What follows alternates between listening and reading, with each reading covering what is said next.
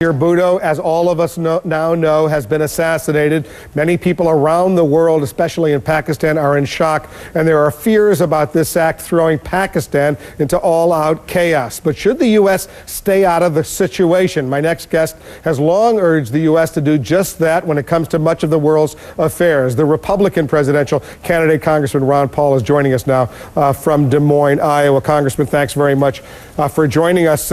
Clearly, there are enormous interests for the United States. Pakistan is a Muslim country. There's an al-Qaeda presence there. Osama bin Laden is believed to be hiding out there. There's a resurgent Taliban, a lot of sympathizers to these extremists in Pakistan. And this is a country that already has a nuclear arsenal. If you were president, Congressman, right now, what would you do?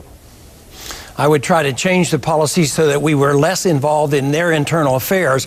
I've complained about the policy with Pakistan for a good many years. We've been giving them billions of dollars. They've got about $10 billion over the last 8 years. So we've aligned ourselves with a military dictator who overthrew an elected government. And he was supposed to help us find Osama bin Laden. That hasn't helped. So it was a bad investment. And it also elicits concern about our puppet governments. Musharraf is seen as one of our puppets. There's a group over there, the al-Qaeda is growing because they don't like us to have puppet governments over there, and they love chaos. So I can see where the support that we've given Musharraf has been indirectly involved in this. It's a mess. So what would you do specifically, Congressman, right now if you were dealt this hand as President of the United States? I would treat them like another country. They're in a civil war. I wouldn't get involved in the civil war. It's what I wouldn't do.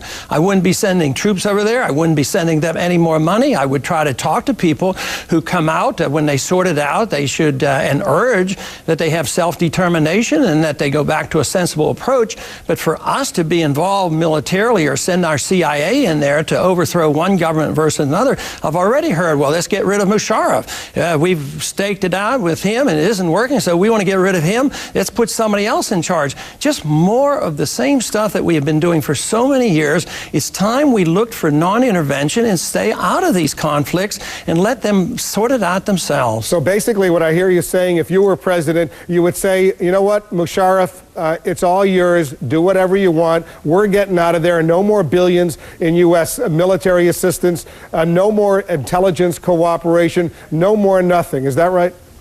That would be a good policy. Besides, we don't have the money anyway. We either have to steal it from the American people or print the money or borrow it from China.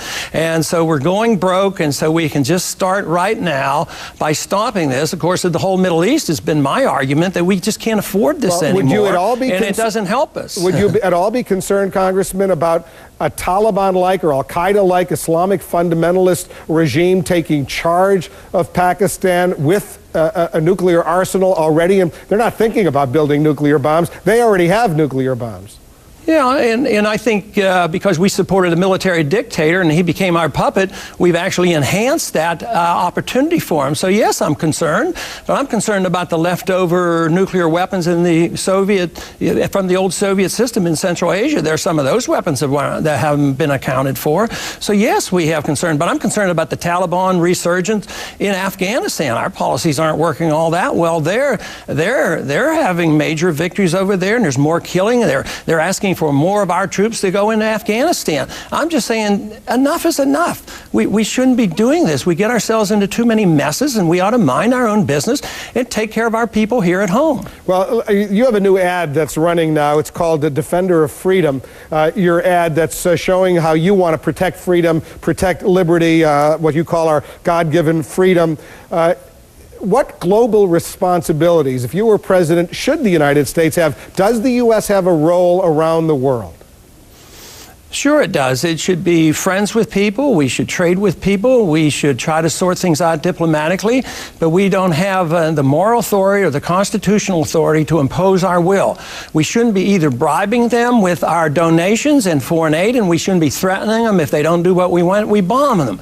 I'm offering something different, something the Founding Fathers offered, and that is neutrality. Talk to people and trade with people and negotiate with people, but not to have these two choices of either subsidy subsidizing them with foreign aid or threatening them with violence if they don't do as we tell them. We're almost out of time, Congressman. A week from today, the Iowa caucuses. Then a few days later, the New Hampshire primary. You got a lot of cash that you got very passionate supporters out there. Give us a prediction. How are you going to do in Iowa, and how are you going to do in New Hampshire?